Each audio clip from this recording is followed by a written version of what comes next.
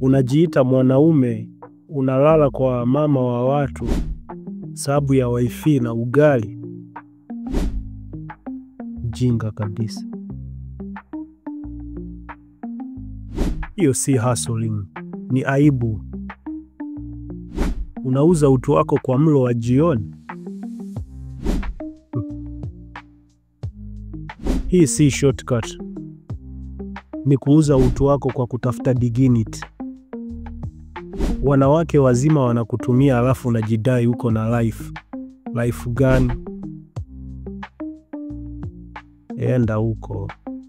Unaishi kwa mdomo, sio akili. Kila kitu unategemea kuletewa. Data, vocha, buksa. Hujui kujitafutia, unatumia mahusiano kama ATM. Oh God.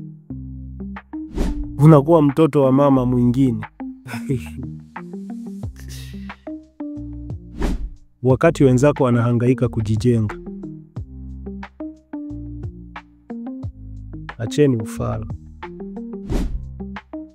Wanaume ni kung'ang'ana. Ng'ang'ana tu vile uko. Kuzaliwa maskini sio kosa. You can fight. Fight right now.